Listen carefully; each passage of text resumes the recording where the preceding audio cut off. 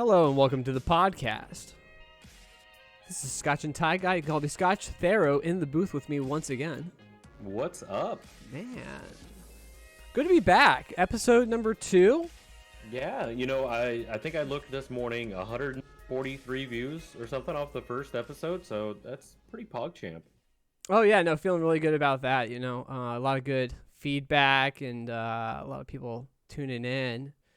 So really appreciate that. If you're tuning in once again, or if you're new to the podcast, this is the Gaming Dads podcast.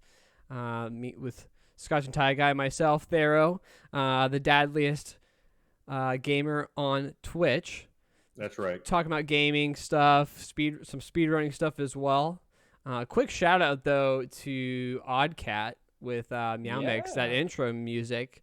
Really appreciate the intro music there. We didn't have any intro music last time. We just kind of like started the podcast and it was just whatever, but nice to have a little bit of music in the background. I mean, you got to upgrade your strats consistently. So, I mean, we just set the bar higher each and every week. Oh, that's it. New ideas, new things coming at you every week. It's going to be good. But Oddcat is absolutely phenomenal. So if you like what you hear on the podcast, check him out, soundcloud.com/odd_cat, K-A-T. Check him out. He's got a lot of really cool and interesting beats and sounds and songs. So, but yeah, he's providing the music for this epic podcast. Yeah. So again, huge shout outs to Oddcat. Really appreciate it, man. But anyway, getting into this podcast, we're going to talk about a little bit of everything. I know last week we focused a little heavily on the speedrunning stuff, so we're going to try to balance it out a little bit more this week. Yeah, I agree. But a couple things that we're going to talk about. First off, VC Emu console, the hot debate there. A little bit of action in Super Mario 64 lately. Right. That's going to be a good one. That is going to be a good one. And a little bit of stuff going on with gaming in general, Gamestop in particular, talking about Nintendo, and talking about some Twitch stream stuff as well. Oh, yeah. I mean, we got a lot of stuff to cover. A ton of stuff to cover. Now, I wanted to start off this podcast right off the bat, because we talked about both of us being dads, right? Right. And we kind of like glanced over that. We just kind of moved right past it rather than like talk about it a little bit further. I think you said before, I have a 12. Well, now he's 13 weeks old. I think that's right. I have to ask my wife. Right. And you've got a couple kids. I've got like 18 children. What are you talking about? So I have a almost 8-month-old. It'll be 8 months and 2 days. By the way, shout out to Diva, who is my wife. That's her screen name. Today is our 5-year anniversary. Oh, so yeah, shout out to her really quick. But congratulations, man. Thank you. So we've got the baby who is almost 8 months old. We have a 6-year-old, right? And then we have a 13-year-old, or I have a 13-year-old. And then an almost 15-year-old. So, yeah. A pretty wide range there. Oh, yeah. Oh, yeah. Now, let me ask you this. As a new dad and as a man who's been married for about 1.5 years now, I know you were in the military. Yep. What was that like, having kids and being overseas and dealing with that kind of stress? Honestly, it's just managing your expectations. So, you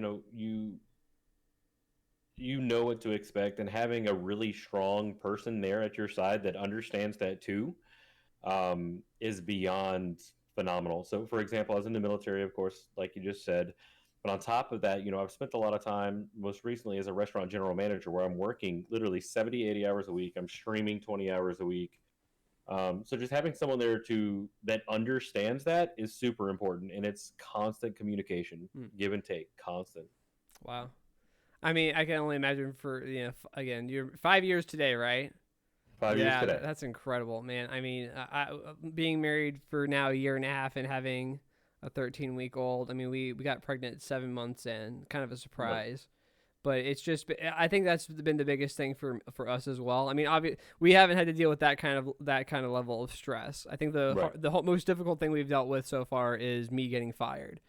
Right, exactly. So I mean, but the communication, as long as we're communicating, like everything's good. That's key. We're rocking and rolling.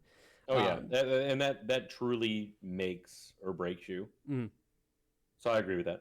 Now, you call yourself the dadliest man on Twitch. Yes. What does it mean to be a dad to you? So it's kind of funny. I've got quite a few viewers that come to my stream, and they're the ones that point it out. So even when I get new viewers, they're like, "You are telling the corniest dad jokes right now," or or like you just remind me of my dad for some reason. And I think it's just the vibe that we try to put out.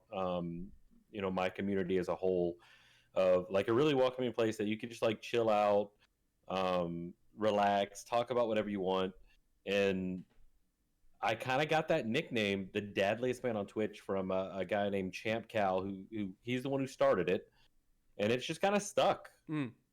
All of my stuff, including the banner that you're talking about, was made by viewers because they just look at me as dad. Even it's funny, Cheese and Simply, when I met them the first time, they're like, I'm like, "Hey, Dad, what's up?" And they're like, No, you're the dad."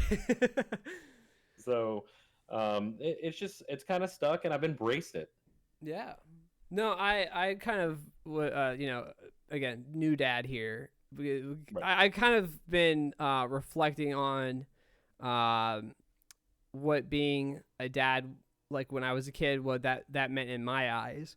And a couple of things like came to mind as I became a new dad. One of the things that came around when my son was born was like this whole wave of millennial dads that were like, "Oh, you've got to look like the dad, and you got to have the New Balances. You've got to be wearing the knee high shorts and the collar tucked in shirt and this that thing." I'm like, that sure, you look like a dad because that's the generic dad look, but there's more. Exactly. There's more to it than that. And you're right. It's saying the dad jokes. It's just being dad. Like that's what it is. And you can't be a dad unless you're actually a dad. Like there's no in between. And like there isn't. You like and when I was in college with like my fraternity brothers, like, "Oh, the dad bod." I'm like, now looking back on it, I'm like, no, like you can't even rock the dad bod. You can't unless you're actually a dad. There's just you can't. Yeah, no. It just kind of happens. It's like a weird transformation. For me, after I got out of the military, I grew the beard out, and I started combing my hair to the right, and all of this other stuff, and it just kind of happens over time. It's funny. Yeah. No, I this happened this morning. My father-in-law. This is a dad thing. Here's a dad thing. I'm gonna show you this, or I'm gonna tell you this. All right. He posted a joke about the COVID, right? Right. This is a dad joke. This is like quintessential dad. Okay. All right. He says, "This is what I've been doing in the 3 weeks in isolation. Actually, I've just been talking about this with my microwave and toaster while drinking coffee. We all agreed that things are getting bad. I didn't mention anything to the washing machine as she puts a different spin on everything. Certainly not to the fridge as he is acting cold and distant. In the end, the iron straightened me out as she said, everything will be fine. No situation is too pressing. The vacuum was very unsympathetic, told me to just suck it up, but the fan was more optimistic and hoped it would all soon blow over. The toilet looked a bit flushed when I asked its opinion and didn't say anything about the doorknob, but the doorknob told me to get a grip. We told you to stock up on the toilet paper. The front door said I was unhinged, and so the curtains told me to pull myself together." And I read that, and it's just like, you get that feeling of like, Dad, why'd you do that? Yes, exactly. But on top of that, I went to go get the older kids the other day, and I hit him with this one. All right, are you ready for it? Oh, I'm ready. It's short and my sweet. body is ready. So, why do you think that COVID-19 or coronavirus isn't in Antarctica? Why? Because it's in isolation. And so, That's awful. and so, yeah, my 6-year-old thought it was the funniest thing in the world, right? Mm. The two older ones were like, "Are you serious right now? Like, did that just happen?" And my wife looked over at me and just rolled her eyes, and I don't know. You got to appreciate that. Yeah. No, You really do. that's when you get the eye roll as a dad, that's when you know you're doing it right. Exactly. When you get the eye roll or that kind of reaction from your kids, it's just like, yeah, I did it. Like, seriously.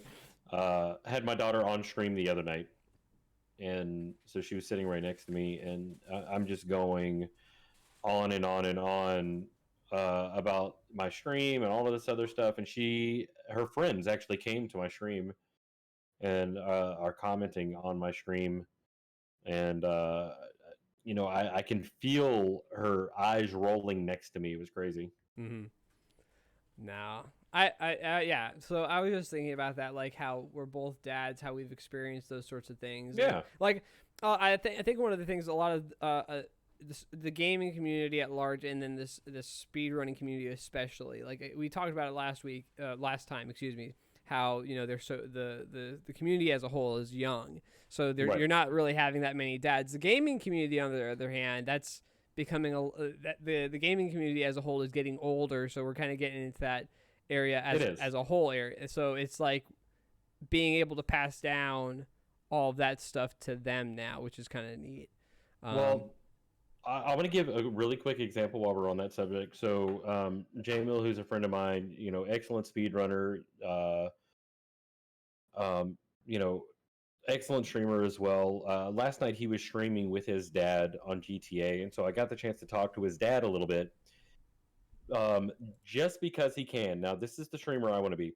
Just because he can, he had a prefab, like, tiny building brought in, put in his backyard. He drywalled it, he insulated it, and put an AC in it.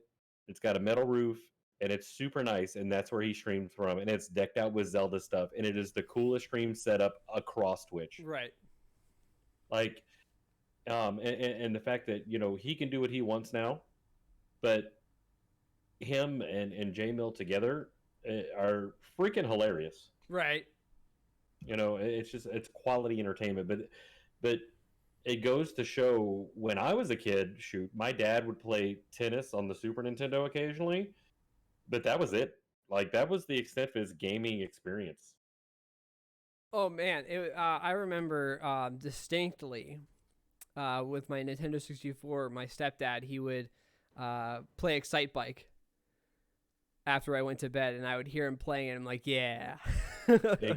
That was something that we bonded over. And then he got into like Modern Warfare and everything like that when my little brother got older, because he was in that generation of kids that grew up on those shooters, whereas I was in the generation that grew up on platformers and those racing games.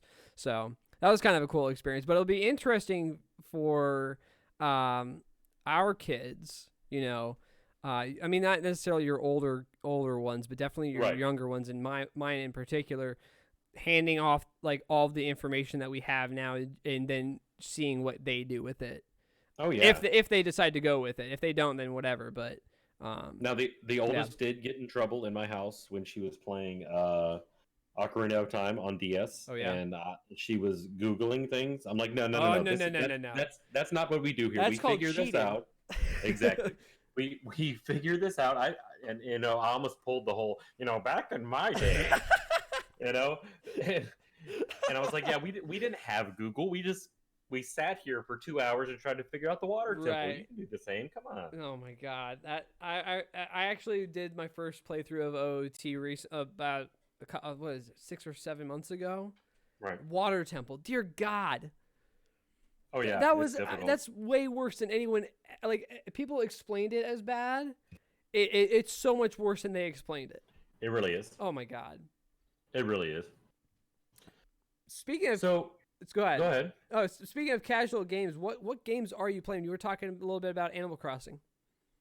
So I'm not gonna lie. Like, as we're sitting here recording this, I've got Discord up on one screen. I've got our outline up on one screen, and on the other screen I am fishing in Animal Crossing. There you go. Because it's an addiction. I never thought that I would play a game like this. But I had a lot of friends that were playing. I was like, you know what? I'll give this a try. And Triforce TK kind of sold me on it. Because I'm a speedrunner, right? So literally every game that I look at is warped because I'm like, how can I do this faster? So this is just a different experience for me, being able to sit and enjoy a game that limits me on time, and I can just mindlessly fish for 2 hours if I want to. Mm-hmm. And we know it's taken Twitch by storm, honestly, and Twitter. Yeah, no, I've seen speedrunners even stop speedrunning whatever they're doing, and they're now playing Animal Crossing just 24/7. Because it's really nice. It's almost I don't want to say mindless, but it really is. It's so nice. I'm not worried about strats right now. I'm worried about this stupid bunny event that really makes me angry. It's nice not to have an objective for once, and I've kind of made it my ritual, at least for the past probably week now, that after I finish runs, I'll do a 6, 7, 8 hour stream, and then I play Animal Crossing, and it's like a really nice reset. Yeah, I recall Cheese was talking about speedrunning and how, like, if your goal is to be a good speedrunner, to step away, to never step away, basically, is just like you have to grind, you have to grind, you have to grind. Right. And like for me, I'm not, I would not consider myself a speedrunner. Right. At like the basis of who I am as far as like how I enjoy video games. You know what I mean? It's more of I talked about this a little bit in the last podcast. I just like gaming for the sake of the games. I love video games as an art form, and so when I heard that, I was kind of like, I don't know if I believe that necessarily. Like I like speedrunning, don't get me wrong, but video games are where it's at for me. So me being able to like go to speedrunning, but then step back and like play something else, like it's a good reset. It's good to be like, it's good to have both kind of sides of the brain to be able to be like, okay, I get to casually play this game and just relax and enjoy this game, or it's a puzzle game, so I enjoy just like looking at the puzzles. And oh my gosh, yeah, Oddcat actually convinced me on stream to play. I don't know if you ever played it.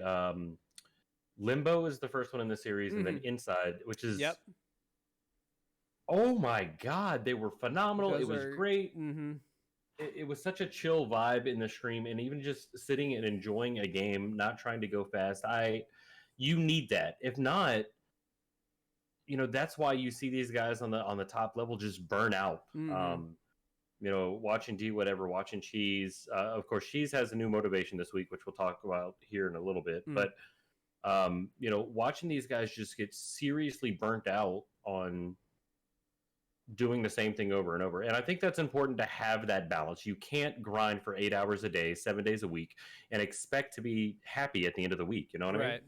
Well, like you said, eventually there's a brick wall. There's something that something's got to give. Now, to be fair, there are people that can just do that, but majority of people can't do that. It's like such a hard thing to do.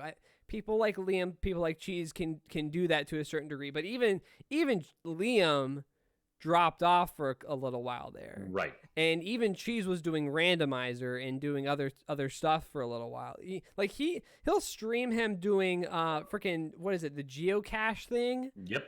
So I mean, it's not necessarily stepping away for a long time, but it's like, okay, today I'm not going to do that. Tomorrow I will, though. Right. And I think that's important. Like, I used to watch Lunar Jump. Still watch him a ton. And he's kind of stepped away from Mario right now, which is huge. But I once watched this man grind out Dark World Reds for 8 hours long. So for those of you that aren't huge speedrunners or, familiar with the SM64, Dark World, of course, is the first time that you are on your way to go see Bowser. It's a very movement-intensive area. And for 8 hours straight, just doing the same level over and over and over and over and over again, I think it takes a mental toll on you. And so now Lunar's kind of stepped back and he's playing these different Sonic games and fighting games and other things that he's interested in. And oh my God, he seems so much happier. He's laughing. He's having a good time. So I think balance is really important. Yeah. Now, for me, so I've been trying to do the 70-star stuff, like I said before, but I've been playing a lot of Stardew Valley. And that, it's kind of like with the same way with Animal Crossing. That's been just kind of relaxing and chill, like just to do chill. That. Oh my gosh, it's great. I've been trying to get into other games that I've never played before. It's like old games that I should have played a long time ago, like OoT, right? And Metal Gear Solid in particular. I picked up the PS2 and was able to play, and I've been playing through Metal Gear Solid, the first game, and that's an amazing game, man. It really is. Oh my God. It really is. Jack and Daxter, that's another one. I've really gotten into, what is it? It's not welding. What's it called? Oh my goodness, I can't think of the name of it now. Welding? No, not what. When you you know how you fix the batteries in old Game Boy Advance and Game Boy Color games?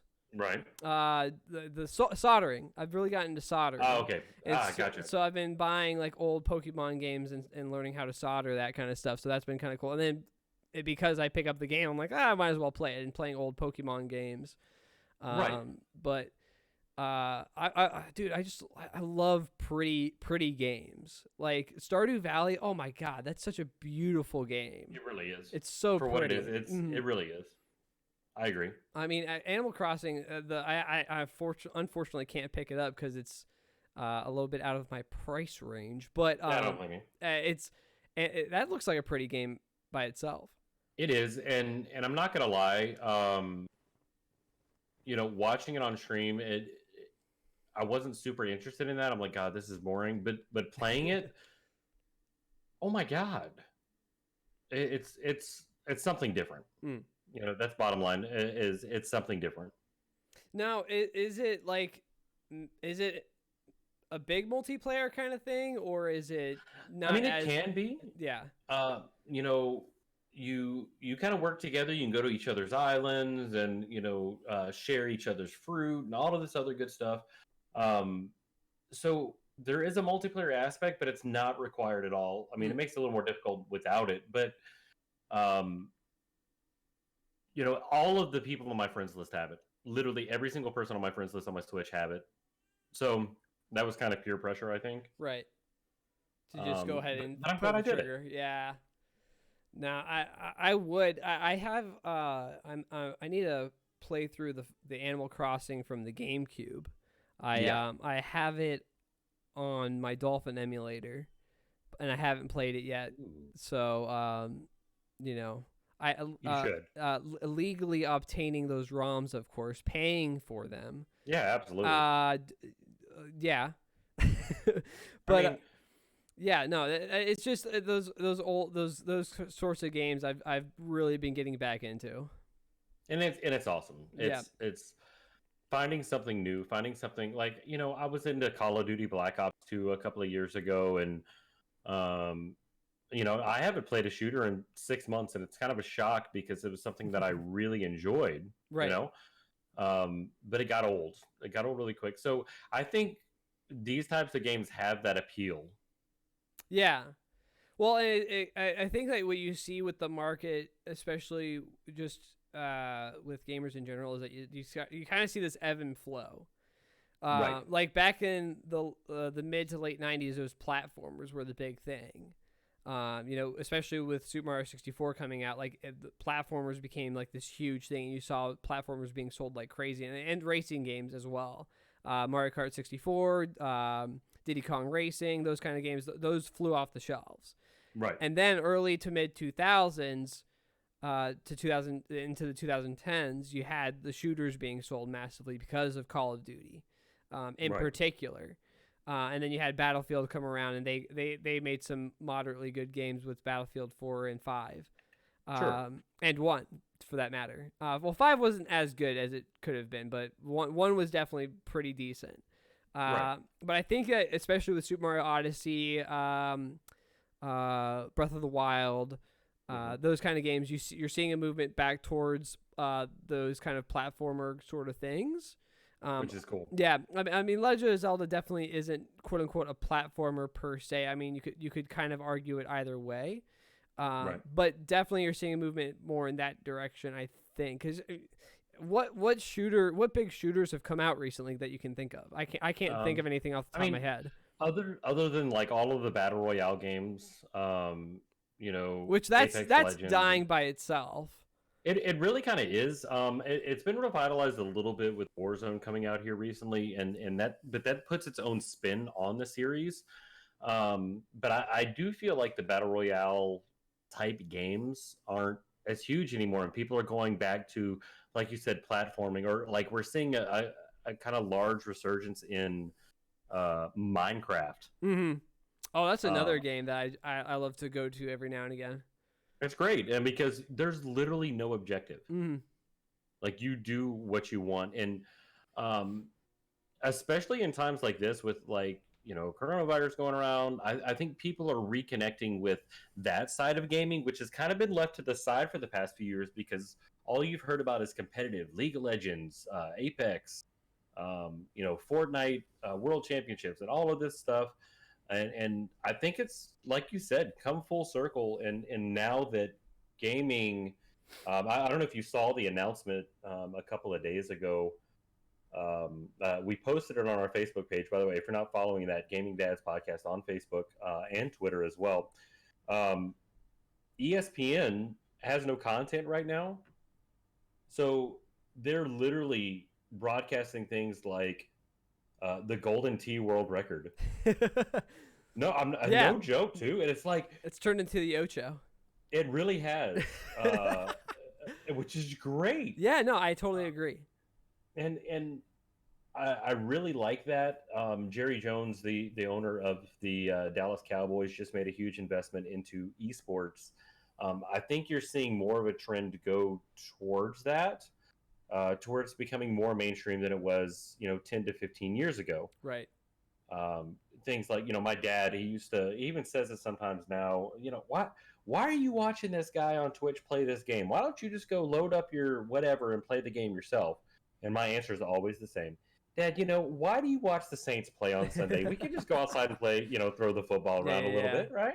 Yeah. So I really like that. And I think if I'm searching for positives that are coming out of coronavirus, I think honestly that's one of them. Yeah, that's one of the things that I've been missing for so long is people appreciating that side of video games. Right.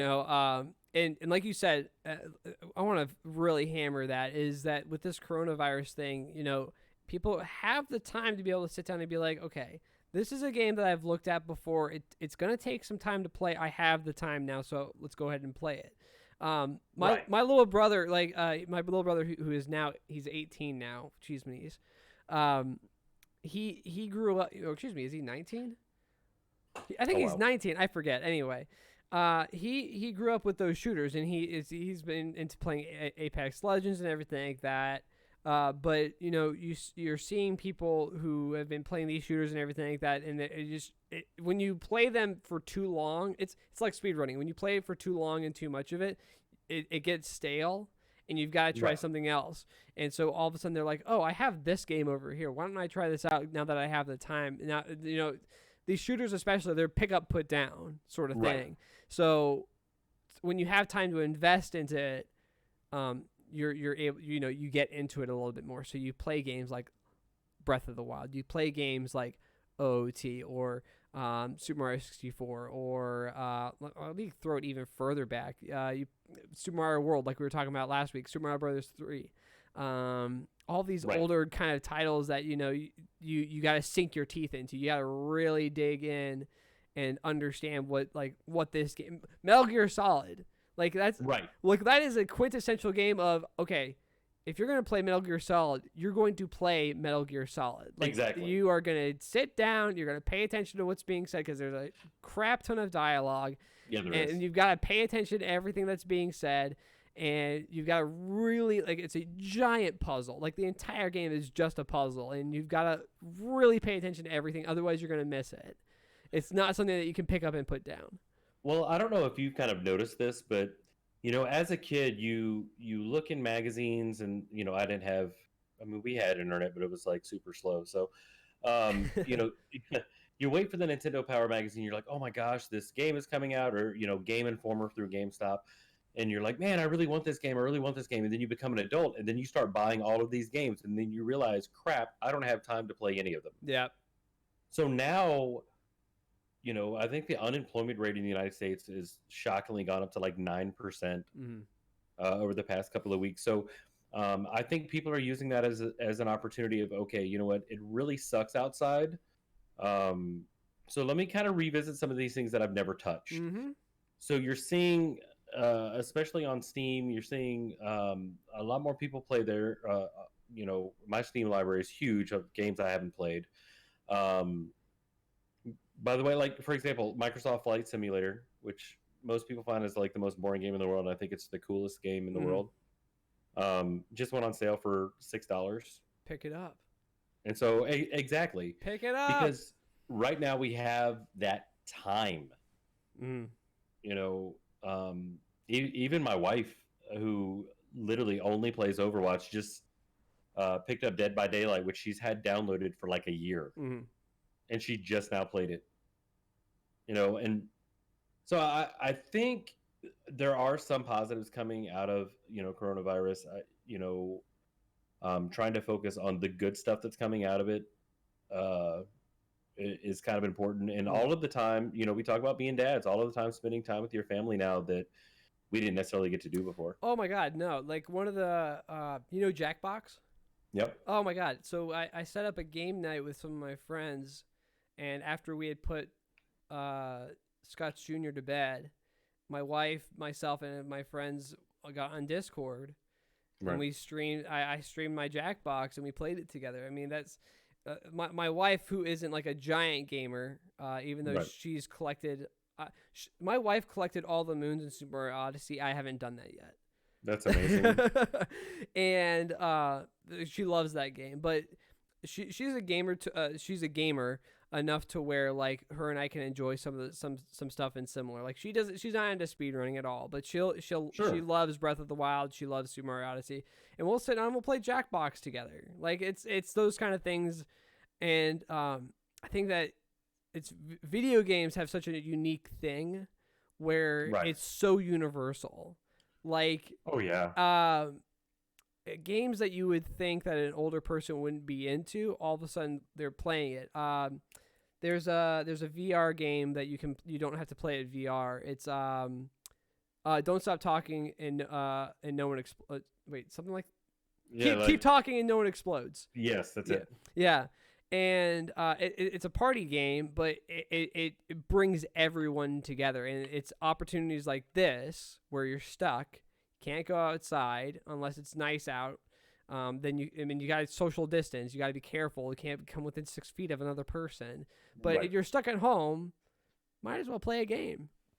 Well, and I think this kind of comes full circle on this particular subject. Yeah. But about a year ago, there was a really cool video that came out on one of like the random gaming news sites that I follow, and it was about this woman who was like 86 years old, and she has like 4,000 hours in Skyrim because she loves it. Like, and you see her, like, she throws on her headset and she's just rocking it out. Oh man, that's amazing. Like, so yeah, I mean, we've kind of like beat this subject up, but I definitely see a change in the trend, I guess. Mm-hmm. Now, continue with the coronavirus stuff. GameStop not closing its doors. Right. What the heck?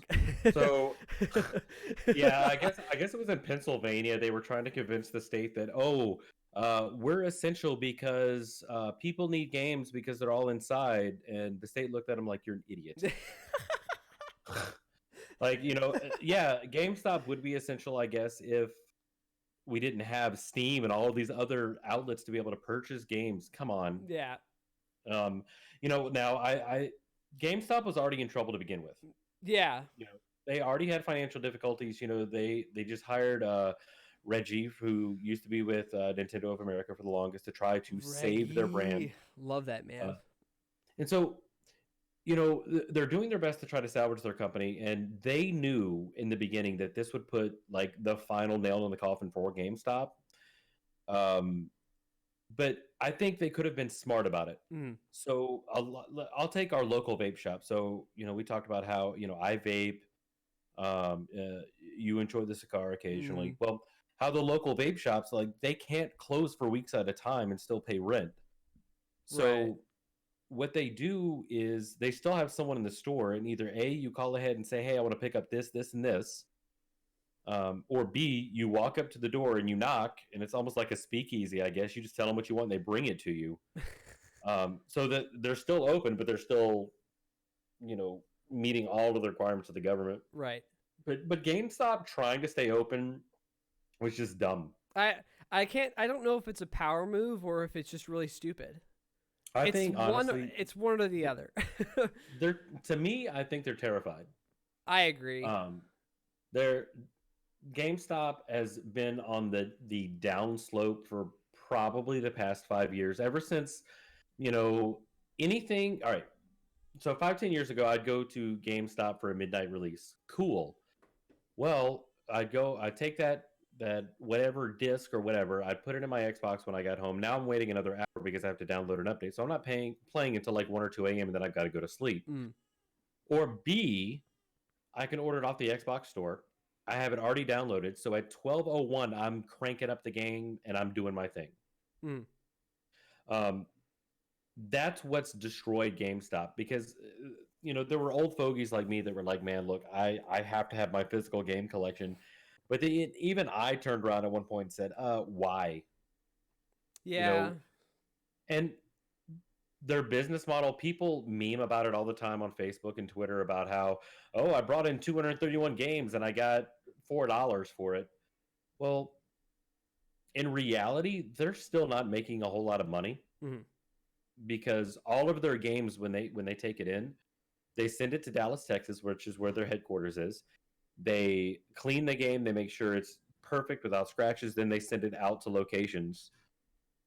So between the shipping and then you got to think how long those games sit on the shelf. Yeah. Well, like, you bring in Madden 2012 right now. How long is that going to sit on the shelf in GameStop, Unless like you're really into collecting those sorts of games, which not a lot of people are. Right. Like you said, that's going to sit there for a while, or like you can get it probably online in some way, shape, or form. Right. So it's they're terrified right now, and I get it. They just announced on March 28th, of course, that they're closing about 320 locations. Now they have over 5,000 locations worldwide. So 320, less than 10%. Yep. And we've seen this here with Walmart doing a lot of closings. These companies are very fluid, but they're terrified is exactly what happened. Well, I think about GameStop and I compare it to Blockbuster. Yes. It's a perfect comparison. You look at Blockbuster. What killed Blockbuster? Netflix, Hulu, Right. Amazon Prime, like those sorts of things. That's what put the nail in the coffin for Blockbuster, and that's why you don't see them anymore. The only reason why GameStop is still around is because you've got the people who are like, I need the physical copy, which I don't blame people who are like that. I don't either. I'm like that to a certain degree, because I know, and I hope that most people who play video games know this, because, and I've talked to a lot of people, they don't know this, that when you buy a digital copy of a game, you don't actually own the game, quote unquote. Right. You essentially are given the rights to really it's almost like you have the right to stream the game. Really, Right. it's not the right way of saying it because you download it necessarily, but basically it's if you downloaded Super Mario Odyssey, Nintendo is giving you the right to download and play Super Mario Odyssey. But the problem is, if Nintendo goes under, and Nintendo's not going under anytime soon, but let's just say, put that out there, that Nintendo goes under. Guess what? You can't play that game anymore. Right. Because you don't have the physical copy. You just can't play that game. So the games that I want to be sure that I want to play, even if all hell breaks loose, which I doubt it will, but just in case, I have my physical copy of Odyssey, of Breath of the Wild, of what other games do I have on my Switch? Pokemon Shield. Like those games, I have a physical copy of them to make sure that like I can play them. But other games like Spyro, I'm like, I'm not a huge Spyro fan. My wife loves it. The reason why I got it was for her. We downloaded that. So I don't feel bad about that. Here's kind of the issue, and it was the conundrum in 4th gen consoles when they were coming out, and I guarantee you it's going to come up again with the 5th gen consoles coming out.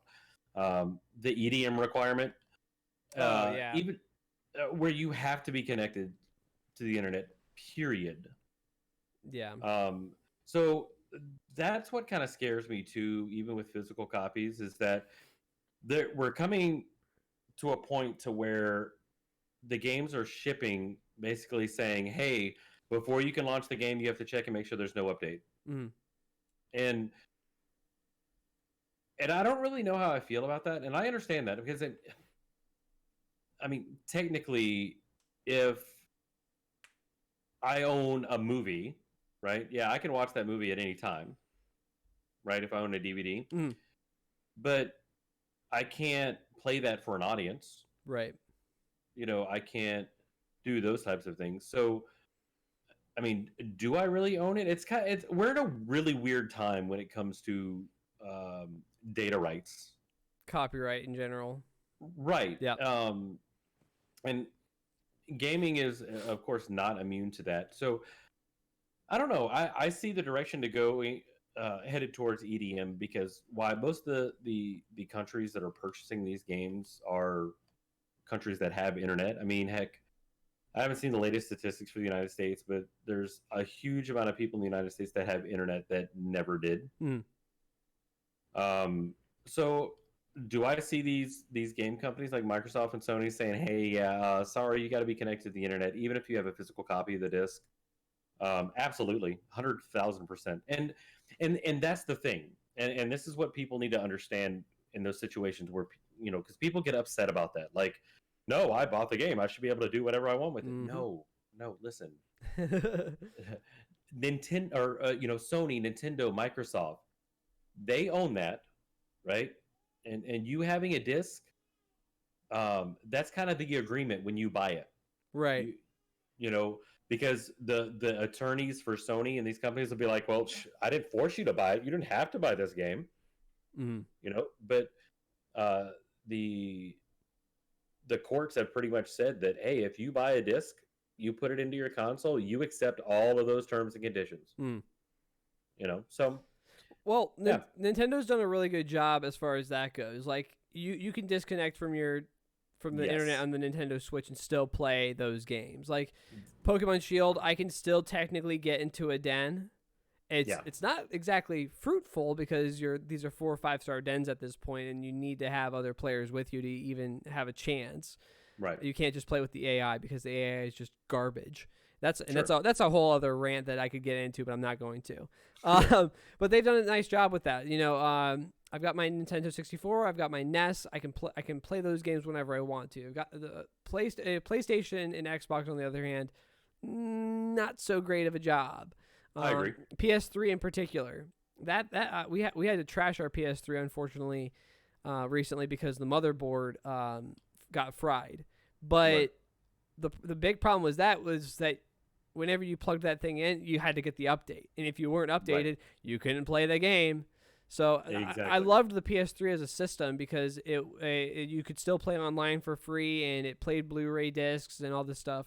But at the end of the day, it's like you're asking for all these software updates. And I'm just trying to play a game. That's it. you know, And I don't know. ultimately, I think that's why we're seeing a huge trend going towards like indie games versus these AAA titles. Yep. You're not seeing the crazy sales that you used to see 5 or 10 years ago with all of these big games. You're seeing indie games like Inside that I just talked about. Um, you're seeing a huge uptick in the amount of people playing those indie games. Where 10 years ago, you're like, Psh, I'm saving my money for Grand Theft Auto. I'm not Yeah. paying $4 for this game. No, you know. Well, and speaking of these next generation consoles, PS5 is coming out soon, and of course, the Xbox just recently announced their Xbox Series X. We've got a good profile of it. Right. Pictures of it are all over the place. We've got specs now for it.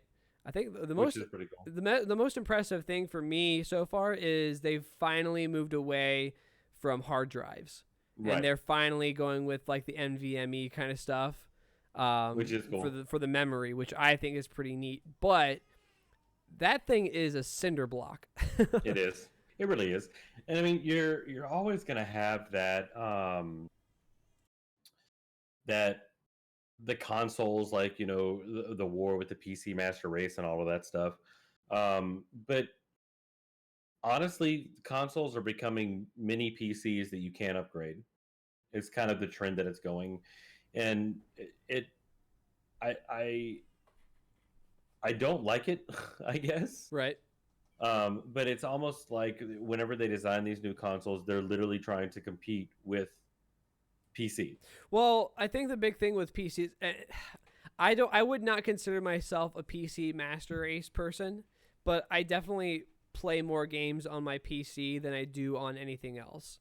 Like, Right. I have my retro consoles because I love my retro consoles and my retro games, but if I don't care enough to buy the game, it's like the physical copy of the game, or if it's too expensive, I'll emulate it. Like Right. I've got my EverDrive. I love Conker's Bad Fur Day. That game is like $100. I'm not Super expensive. I'm not gonna play it that much, so I'll just emulate it. It's not that big of Right. a deal. The GameCube. I've gotten burned way too many times trying to buy a GameCube, and so I'm just like, screw it.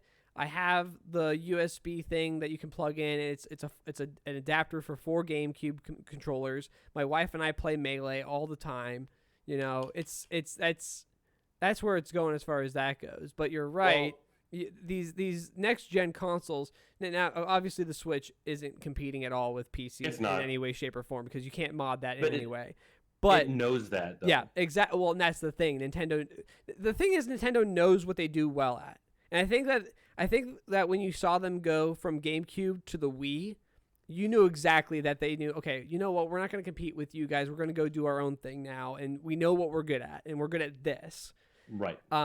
Whereas Xbox and PlayStation are like, no, we're going to do this forever, and they're just banging heads. And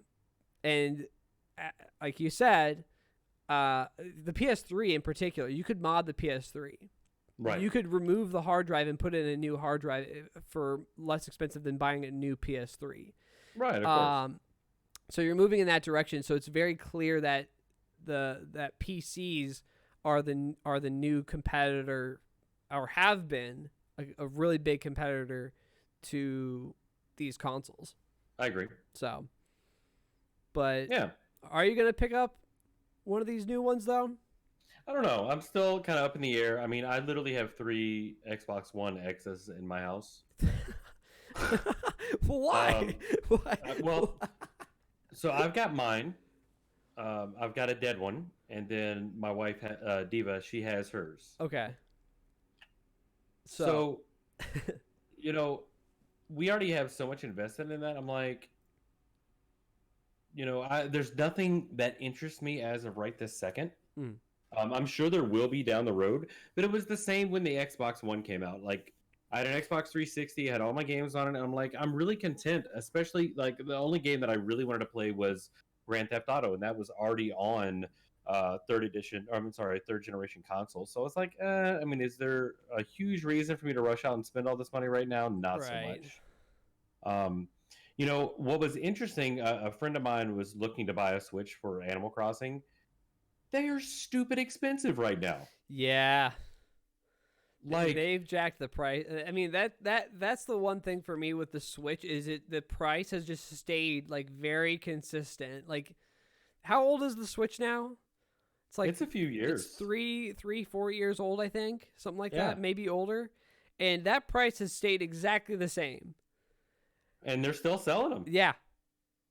You know, So, like I said, they know what they're doing. They're doing it right.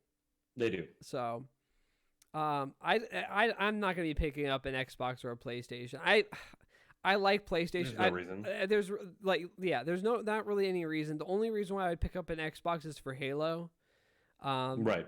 But the information But you that's can coming even out. get that on your PC. Well, that's the thing is I got the Halo package when it came out on Steam, and I've been playing through the Halo, the original Halo Combat Evolved, and that right. whew, that is an So hard. amazing game. Oh my god, I can't believe I've never played that. Have you ever played Lasso? No.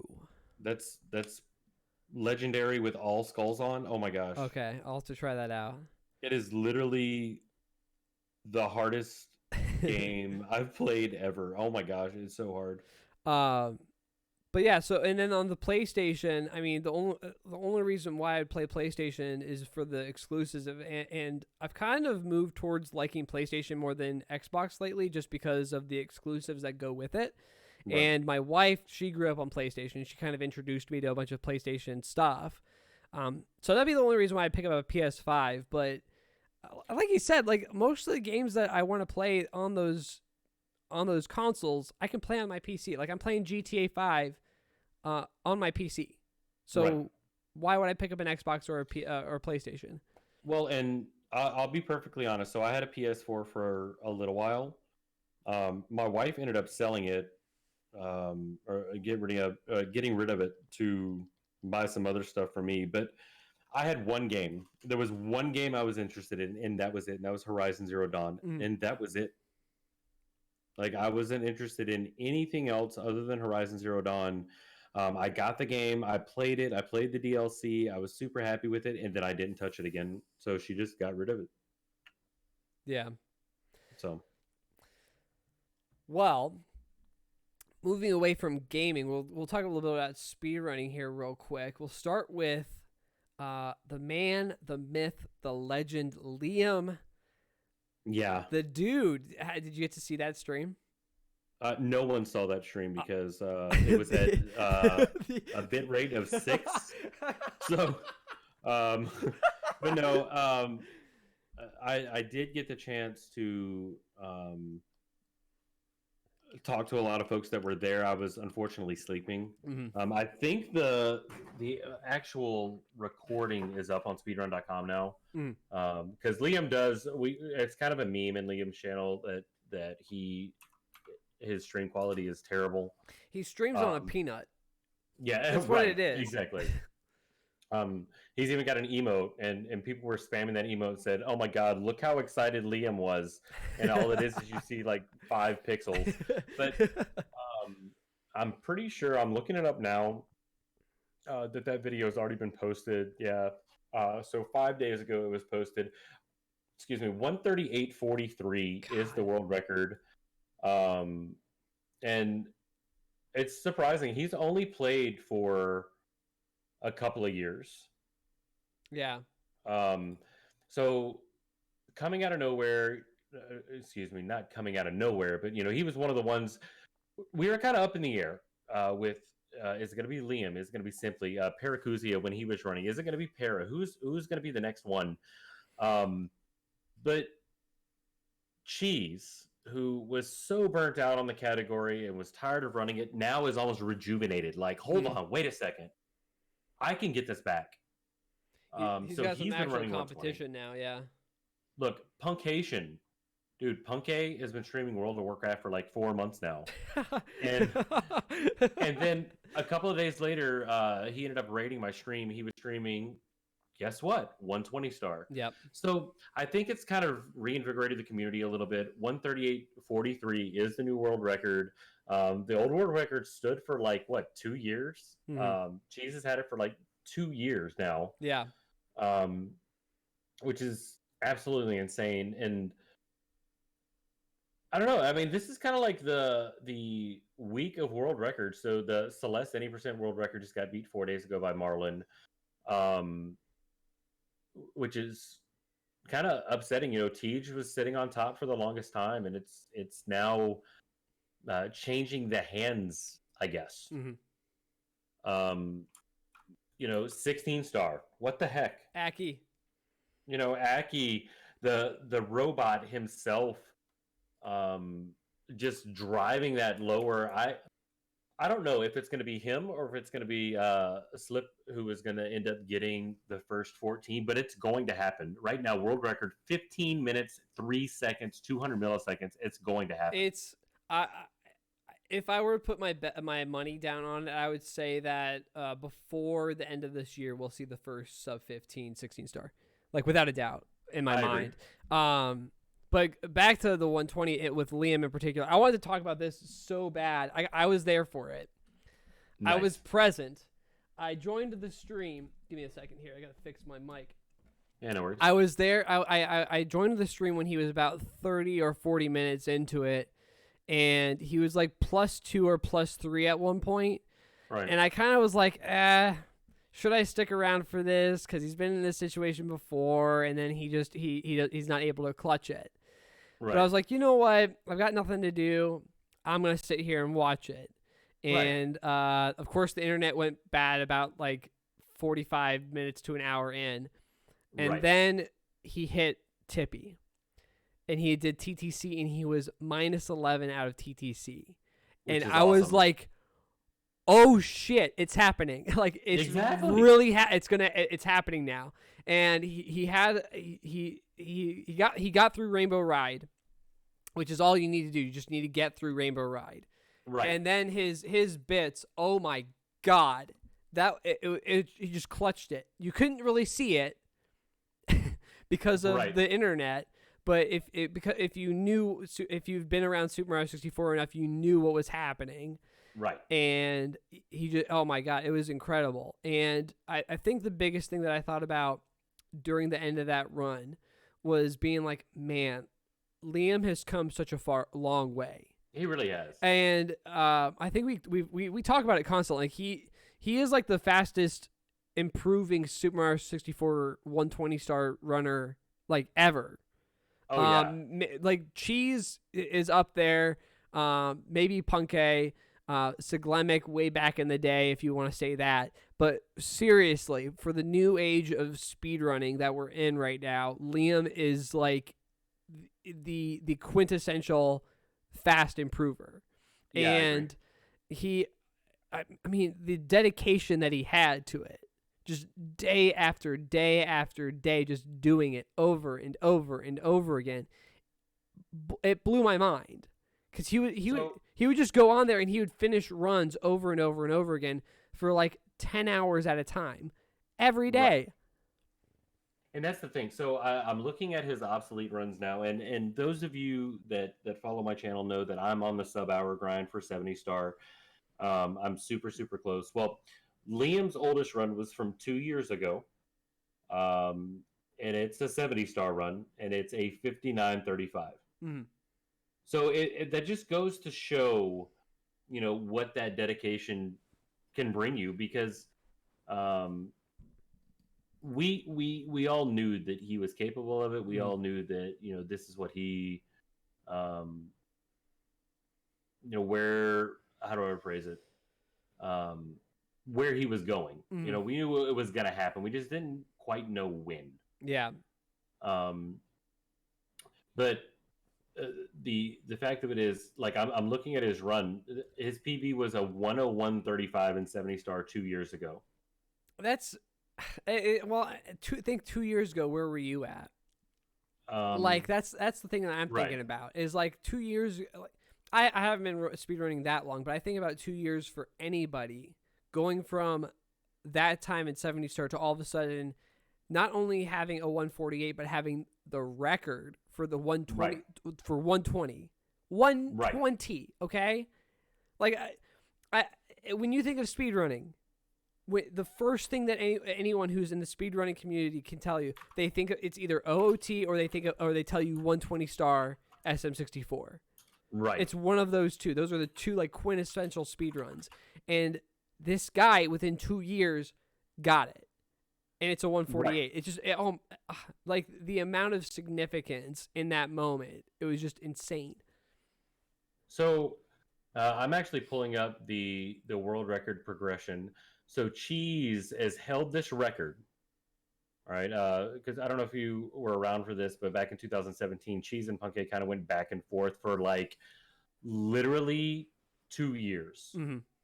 Starting in 2015 all the way until Cheese got to 139.28 in 2017. So Cheese has had that world record since June 3rd of 2017. Mm-hmm. All right, that's literally how long it's been. Almost 3 years. So, yeah, exactly, and that's huge. Mm-hmm. You know, he lowered it. It took him almost a year to lower it to that 139.19 that he sat at for almost a year and a half. So this was probably one of the biggest things that have happened in the Super Mario 64 community in a very long time. Yeah, I kind of compare that to a couple months ago, Cheese getting the 138 verified live. Like, Right. It's in my mind, like, which one's more significant? Liam breaking the record and him improving as fast as he has, or Cheese getting the 138 live? Like, it's almost tied in my mind. It really is. So, it really is. Yeah, that's just, oh my God. That's really important moment for the speedrunning community, but 16 star as well. Who's going to get it? Who's going to get the 14? Dude. You know, you've got some contenders that aren't really running the game right now. Of course, Lunar Jump is not running right now. I talked about him a little bit earlier.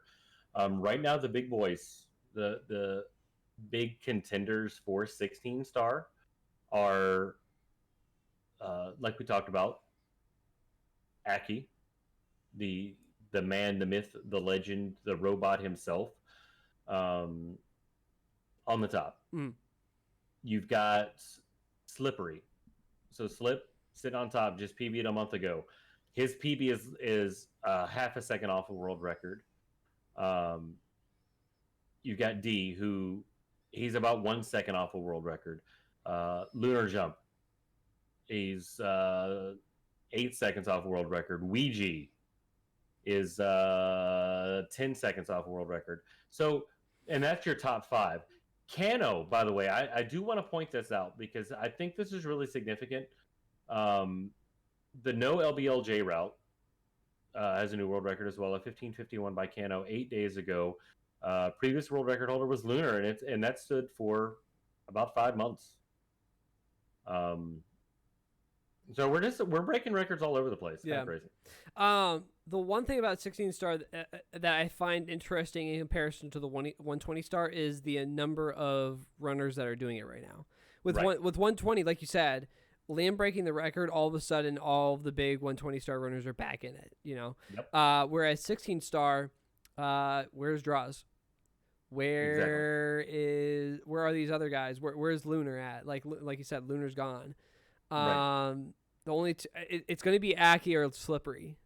It's going to be one of those two. Thing, unless Lunar or Draws come back from the dead, quote unquote. And I think that Lunar will come back. Yep.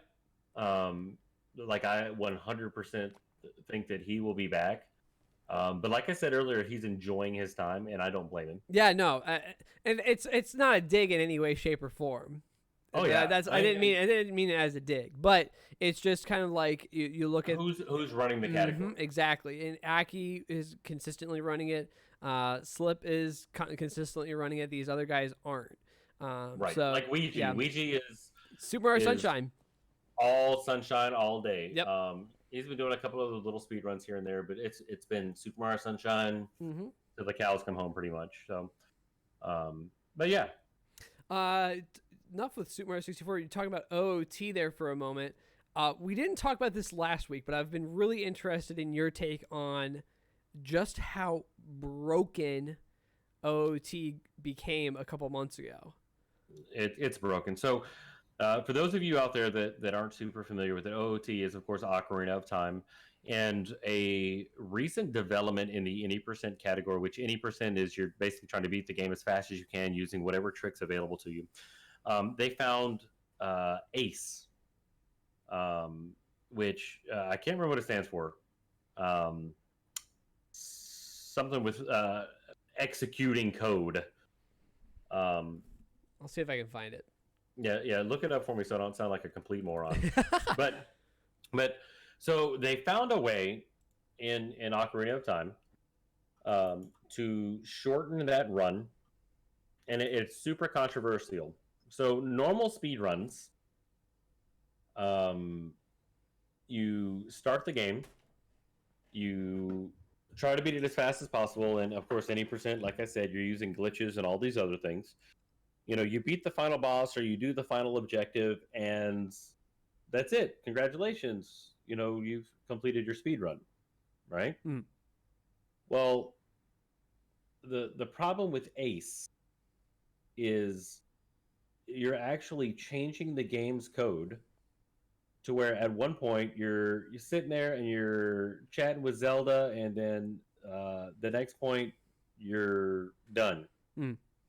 Like you're not, in my personal opinion, as far as speedruns go, you're not completing the game if you don't complete the final objective. Yeah. So that's And that's been the hot debate, hasn't it, Ben? it really is. And so people are like, oh no, what do you get after you beat the final objective? The credits. Yeah, but I'm not playing a game to see the credits. I'm playing to complete the main objective of the game. Yeah. So that's like saying, hey, you know what, I'm gonna do any percent, and my any percent is I really have a 120 file loaded, so all I'm gonna do is I'm gonna start it up, and then immediately I beat it. All right, that's any percent now. And that's my argument from both the speedrunning side of it and the casual gaming side of it. Honestly, speedrunners already get a bad rap on YouTube. They're like, just go and look at the YouTube comments. They're like, man, you're cheating and you're going through walls, you're doing this and you're doing that. That completely destroyed that category. Oh yeah. So me personally, I still feel that the old any percent route where you actually go through, which is I believe the GIM route was the fastest. I feel that's any percent. I still watch Richard Sage, and Richard Sage, I believe, just got the world record in that, as a matter of fact. But I feel that that's the true any percent. If you're not beating the objective of the game, are you really beating the game? You know what I mean? Yeah. So ACE, I found this. It stands for Arbitrary Code Execution. That's it. Yeah. And I'm gonna read. This is off of our Stack Exchange, kind of a forum. Someone's explaining it as being this means that the game can be forced to load and execute a save file name as if it is game code. So using a save file name that is game code can access parts of the game left over from its developing and testing. So I don't know how I feel. I don't know where I'm on about that whole debate of whether or not it's a speed run, because I'm kind of more fascinated at the fact that we were able to find this to begin with. Like, I want to know, like, who figured this out? Like, who figured out that you could move Link in this particular way and hit this specific set of buttons to be able to get the game to trick itself into thinking that the game is done? So, and Ace has been around for a really long time in speedrunning. Super Mario World has Ace, where you can actually use Ace to change items, and you can change items to a particular item that allows you to just, as soon as you touch it, you complete the level. It's been around. But even in like the cybersecurity world, ACE or arbitrary code execution, as you're talking about, is considered to be an exploit. Mm. Um, so yeah, again, what's to prevent me from loading up a save file, right? Mm. That's right before Ganon. I killed Ganon, and now I have the any percent record. Mm. You know what I mean? Like, I think ultimately it's whatever the community wants. If that's what the community wants, and by community I mean the people that actually run the game. If that's what the community wants, then great. Good on you. I'm happy for you. Me personally, I mean, imagine if it happened in Super Mario 64, where you could literally do Lakitu skip, run up, punch Lakitu, and now you're viewing the credits. Like a true any percent. Right. Per se. So, I feel we'll see a lot more coming out from this in the next couple of months once everything kind of levels out, I think. Mm. As of right now, it looks like the community is allowing that as their new intent, but they moved. It's called No Ace. It's not called the game root. It's called No Ace. They moved that category over. And I do like that they did that. But I think as time goes on, we'll learn more. Yeah. But it brings up a debate because, Ace Ace in speedrunning is not a new argument. Right. It's gone on for quite a while. I think if you're a purist, and Right. I would say that I'm more of a purist than a revolutionary kind of speed. If I were to be categorized in that way, Right. as far as speedrunning goes. Again, I'm not like as much of a speedrunner as you necessarily or other people, but if I would categorize myself, I would put myself as a purist. And I think it goes back to kind of like that argument that you're making. Are you actually finishing the game? And I like I said, I'm kind of on the fence about it though, because it's such an interesting kind of thing of you're tricking the game. You're beating the game without beating the game necessarily. Right. And that's the thing that kind of blows my mind, and the reason why I think that this Ace thing deserves its place in OOT. I mean, I was looking on Twitter, and the guy who's got the record, I'm forgetting now off the top of my head who has it, but he lowered it from like a 740 to a 730 in a day. Right. And it goes back to kind of like that dedication that these guys have to this sort of stuff that just kind of really, really blows my mind. And I don't know, like, there's a particular Ace that you execute a specific frame perfect something in Super Mario Brothers 3, and you can beat the game in less than a second. Yeah. Like, I think it ruins speedrunning. So, for example, if you're watching a race, right? You're watching the 100-meter dash. To me, it's the equivalent of on your mark, get set, go, and then a person literally just turns around and crosses the start/finish line and says, "I'm done." Right. Like, did you really run the race, or did I even attempt to run the race? No. So, I mean, I'm okay with it being a separate category. Mm-hmm. But I don't know. It's definitely on the fence kind of thing. Do you think that it's more of a category extension than an actual category? Yes. Because that would be a more interesting discussion than whether or not it's actually a speed run. Because in my opinion, it's like when you look at it, it's very clearly a speed run. It's right. It's you have the set parameters for getting to the end of the game. Now, right. The debate again is, are you actually completing the game? In my head, you're getting to the end credits, which that means it's the end of the game. So I would say yes, you're beating the game. Yes, you are completing the game. Right. But in the sense of, like, again, I'm more of a purist. I'm more traditional I'm more of a traditionalist in that sense. I would say that you're not playing the game. Right. you're not actually doing what the game is asking for you to do, right? Which is kind of the hot debate on if you're completing the game or not. I would say that the debate shouldn't be whether you're completing the game or not, but the discussion should be, are you completing the objective or not? Right. And you're not completing the objective, which is to beat Ganon. Therefore, I don't think it deserves. It should be necessarily on the leaderboards on the main page, but definitely a category extension at minimum, because it's still a speed run. You're still beating the game. Right. So, and I'm okay with that. Yeah.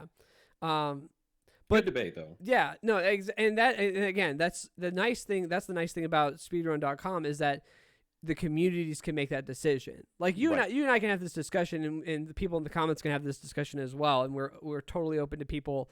If you have anything you want to mention on that, or if you want to message in the Discord or whatever, please continue the discussion. We'd love to talk about it more. But ultimately, like you said, it's up to the community, and that's really the beautiful part about the speedrunning community as a whole, is that as much as you and I want it a certain way, we're not OOT runners. If an OOT runner says, "Hey, yeah, it deserves to be there," and the community agrees, then it's going to be there. But exactly. The one point I do want to make is how this will affect speedrunning as a whole. Like, I mean, we talked like about I said, Ace in like Super Mario. Was it Super Mario Brothers 3? Super Mario Bros. 3 has it. Super Mario World has it. I mean, again, it's been a debate for quite a while. I don't think it'll have a huge effect, but it will, of course, vary community to community. Like, for example, the 80% for Super Mario 64 is technically the 0-star, but you're beating Bowser at the end. That's one of the stipulations of 0-star runs, is you have to complete Bowser at the end of the game. So, I think it's ultimately decided by the communities. There's some communities that have thrown it out, like the what is the game? Legend of Zelda: Link to the Past embraces it. Ocarina of Time, of course, when this came out, this is one of the first 3D games that we've really seen it in, or that I've noticed. So and so far they've embraced it. Now there's going to be growing pains with that, but now as far as bleeding over to other games, I still believe that ultimately the community will decide. And the only example that I bring up with that is every other game known to man, right, runs on the fastest platform, with the exception of Super Mario 64. There's like this like elite mentality of, we need to run a speed run. So the keyword in speed run is speed, on the slowest platform because of reasons. You know what I mean? So, and that's completely opposite from any other game. Super Mario Sunshine's run on Wii VC. Super Mario, the fastest for Super Mario 64 is technically Wii VC. I'm trying to think what else. Wind Waker, VC. Nobody's breaking out their GameCube. You know what I mean? Right. So, I think that each individual community is going to decide what's going to be best for the community, and that it changes. Like we talked about SMO last week. There was another recent development in the SMO community where they figured out that, oh, hold on, wait, we don't really need to do as much coin grinding to get the 100% achievement for 100%. So we're now seeing a change in that. So nothing is set in stone. I think, communities evolve, people evolved, and I personally don't think that it'll have that large of a lasting effect on speedrunning as a whole. Well, and you bring up another hot topic. We discussed this at the beginning, and this was a viewer requested topic. Right. Very hot, interesting debate, and I know you kind of gave your 2 cents on it a little bit just a moment ago, but we definitely want to delve into this further. VC, EMU, or console for speedrunning. Right. And for those that don't know the three that we're talking about, of course, console is the Nintendo 64. EMU is going to be an emulator, which is Project 64 version 1.6. And VC is the Wii Virtual Console. Here's my take on it. I think that the Super Mario 64 community as a whole, it's great that how the leaderboards are separated out. I think that's perfect. All right, you have your different platforms, so yeah, separated into separate categories. But, and I want every SM64 runner to hear this from someone who's run on multiple platforms. It's not going to bring more people to the community by literally saying, "Oh, MU is this arbitrary time. Oh, you're getting 30 seconds for free." Hmm. No, stop it. Just stop it. Yeah. Okay. Understand. Look at them for what they're worth. Um, Nintendo 64, of course, that's the nostalgia. That's the original console. Cool, great. I'm happy with that. But I've literally watched people go into other people's streams and say, "Ew, virtual console, really? Why don't you go to the elites, Nintendo 64 only?" And no, come on. Yeah. Be like, "Hey, congratulations, because you're speed running a game that I really enjoy and I like watching it in HD." Mm. you know? Yeah. It definitely is more crisp in on the EMU or the VC. It just It has is. it's got that it's still got that old polygon look, but it's just crisper. Right. So I don't know. Like again, I'm a purist. I like the traditional way of playing these games. It kind of bugs me that OOT is on VC. Like I'm like, Right. why don't you play it on N64? Like, why do you play it on VC? That that's. But I get why. It's because they're playing the fastest way that you can play it. Right. Super Mario Sunshine is in that same vein. Like, you should be. It's on the GameCube. That's where it came out on. Why aren't you playing it over here? Exactly. That sort of thing. And I think that VC, EMU, and console all have their place in speedrunning. I truly do. They do. I think if you're into console gaming, and you're a purist and you're a traditionalist, you've got the console. You've got the original place that it was played on. Whether that's you're playing Super Mario Brothers on the NES, you're playing Super Mario Brothers 3 on the SNES, or if you're playing Metal Gear Solid on the PlayStation 1, or if you're playing I don't know. I've got Dragon Ball Z Budokai sitting next to me right now on the PlayStation Right. 2. It doesn't matter. Like, whatever the original console was on, however you play it, that's great. And I think that it's kind of like I think about speedrunning on consoles kind of like cars. Right. You've got guys who are into those old cars and fitting them out and making them look good and using the original parts to restore these cars. Right. Like, if you want to get a 1970 Ford truck, and you want it to look right and you want it to look good, and you're just a traditionalist and you're a purist, you get the original parts. Sure. And I think that EMU in VC has this beautiful thing, and again, I'm going to use the car analogy, where you want that 19. I want that old box Ford.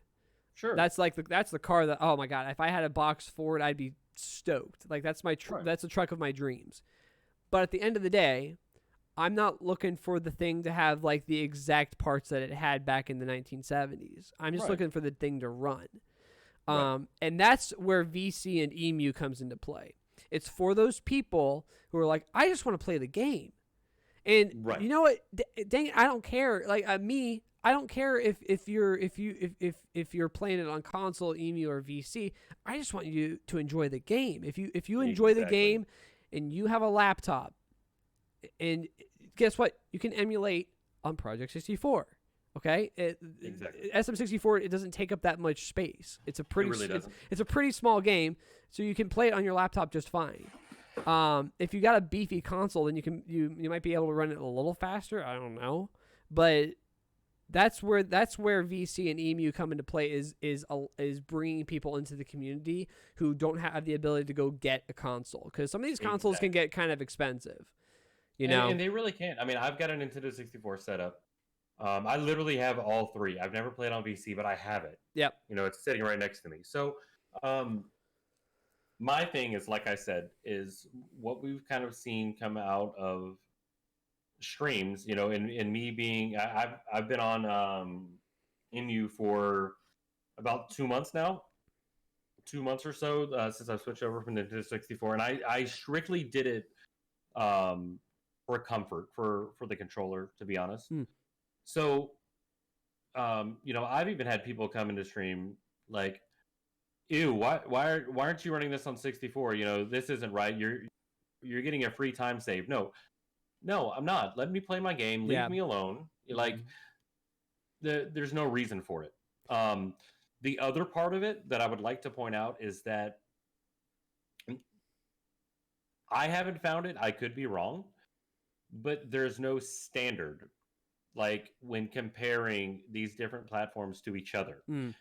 There's no. I mean, because to me, anytime that it's brought it up, it seems just like, oh, arbitrary numbers. Like, oh, MU saves 30 seconds over this, but nobody can point to where, hey, somebody actually went down and played through both optimally, and this is how many lag frames are eaten in Nintendo 64 versus MU. Well, on that, I want to give a shout out to I think I'm pronouncing this correctly, Turhi. Yes. Turhi, yeah.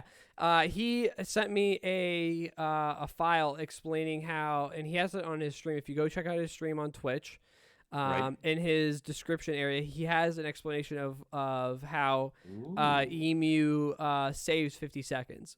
So there's that. In what? In which category? In 120. So, but it does that doesn't matter. That's the thing for me is it doesn't matter. You shouldn't be going into someone's stream. Like, again, I'm not going to come into your stream as a purist, as a traditionalist, and be like, dude, you're playing on Emu. What the heck is wrong with you? Right. It's about people just playing the game. Like, let the person play. Who cares? Yeah, exactly. Who cares? Why do you care so much about that sort of thing? It's a video game. And maybe I like. Yeah. Maybe I like being on that particular leaderboard. I like playing on that platform. Yeah. You know what I mean? Like, it's just it just blows me away. Again, like people will talk this talk and say, "Oh, I accept everyone, and I'm just trying to grow the community and everything like that." But then they'll say crap like that. And it's like, dude, what kind of face are you trying to show here, man? Like, you're kind of being hypocritical. And fortunately enough, like the big runners in any category for that matter, and we're talking about SM64 because it's such a big thing, and it's so clear the difference, the kind of split between VC, EMU, and console. Like you don't have that in any other category, in any other games really. You don't. Every other, not that I've seen. Yeah, every other game, like you said, Super Mario Sunshine, OOT, they're playing it on the optimal platform every single time. So, but even with Super Mario 64. You don't have these, the big runners aren't like putting down people who aren't playing on console. Like Cheese, Simply, Liam, they're playing on console, right? And and again, everyone's kind of accepted that the console version of SM64 is like the premier one. But at the end of the day, that shouldn't matter. That shouldn't matter at all.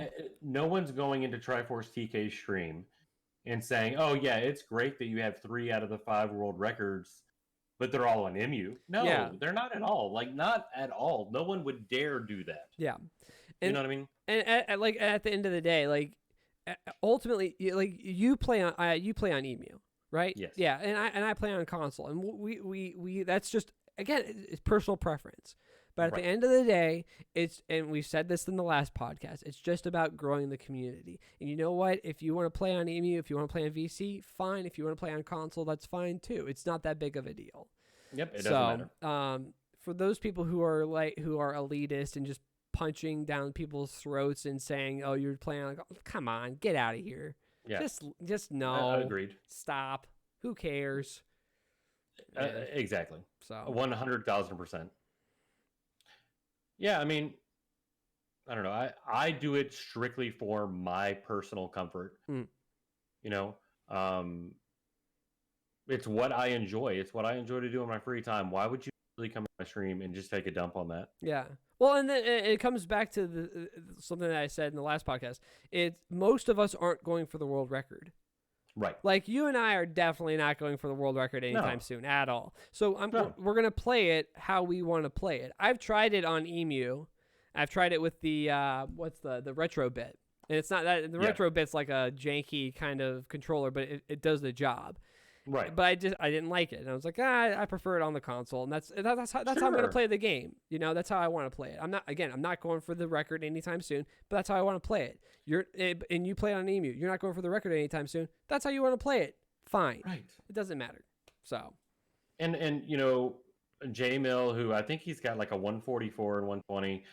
He's been running on Nintendo 64 the past couple of days. So, you know, Triforce TK, the reason why he runs on emulator is because he comes from, or he's run a ton of ROM hacks. He currently has both the 0 and the 30-star world record for Super Mario 64 Sapphire. Yep. Look, this is what's crazy.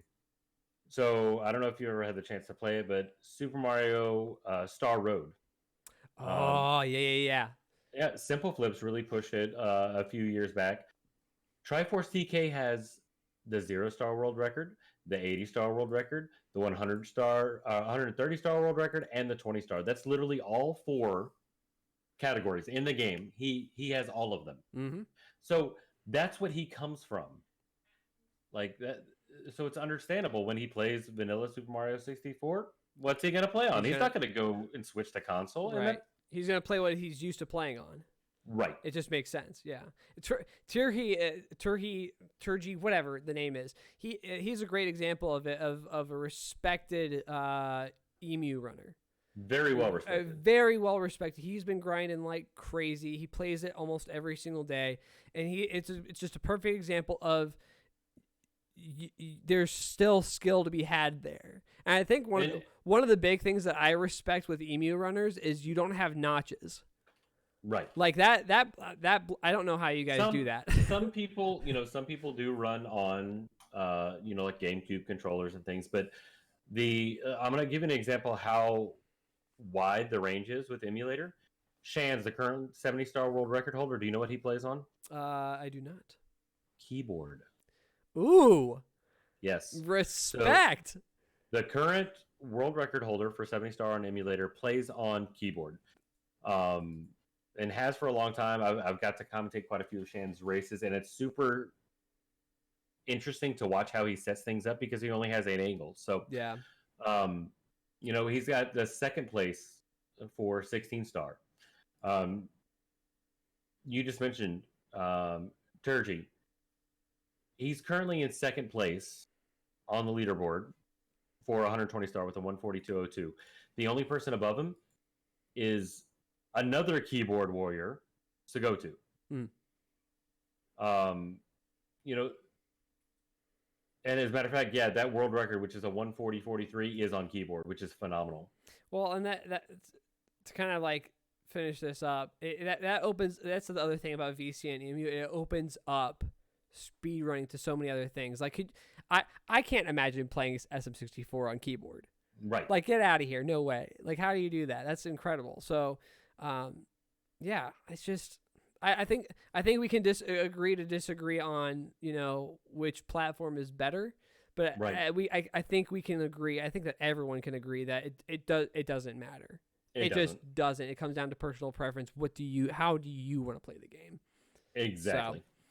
So, but moving away from that, a little bit of controversy. Yep. We've seen you and I have been talking about this a little bit, back and forth, just Twitch streamers in general. Mm-hmm.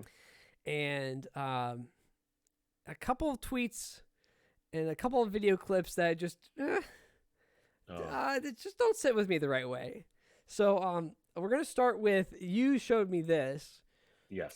This clip. You guys won't be able to see it. You guys will hear it here in just a moment. This is Bad Bunny Yeah, Bad Bunny. Calling out her viewers, saying, asking for, what is it? Subs, right? Right. Yeah. Okay. So give us a listen. How did my whole speech about how I need subs to get the stream going, if you like the content, blah, blah, blah, how that results in 0 subs? There are regulars here. $5 a month. Yeah. How are you Really? have hours of time to watch me and not $5? Who is this chick? Like, Why? She's a partnered streamer. All right. God. I mean, she's got 134,000 followers. All right. 134,000 followers. You know, I'm scrolling through. She's literally got thousands of gifted subs in her channel. Yeah. Thousands. I mean, I can only see the weekly here, but she's got another probably 20 or 30,000 bits given in her channel this week alone. Under her tip jar, and you know, excuse me for kind of going rogue here, but I am a dad. Yeah. But under her tip jar, this is what it says: "Give me your fucking money." No joke. That's what this chick says. Like, I don't. Oh my God. And let me go back through her videos because I want to kind of see what she streams. Oh, nothing but just chatting. So I'm going to pay. So I have this individual who is talking politics. Looks like that's what she talks on her channel the most. Something that I can literally go to YouTube and watch for free. Yeah. And this chick has the balls to scream at the however many, you know, hundreds or thousands of people that are watching her to give me your money because what I'm doing shouldn't be for free. No. Let me play the rest. Her. Play the rest. Yeah. Listen. Okay, she's quiet. I don't know. What are you doing with your life where you have hours of time to watch Twitch? What are you doing with your life where you just sit and scream and yell at your viewers? Exactly. Get paid. Oh God. And not $5 to provide for the content that you're watching. That's beyond cringe. Oh my God. That's and so she's trying to read chat right now. Yeah. Oh, look, I have a wall of non-subs. This is fucking actually really heartbreaking. a wall of non-subs. Okay. So again, a Twitch partner, right? Yeah. Twitch partner. I could probably end up pulling her average views and all of that. Yeah. So it looks like she just had hosted some leftist panel something. And I guess the context is she looked over and she sees a wall of non-subs and is pissed off that people aren't throwing their change at her face. Right. All right.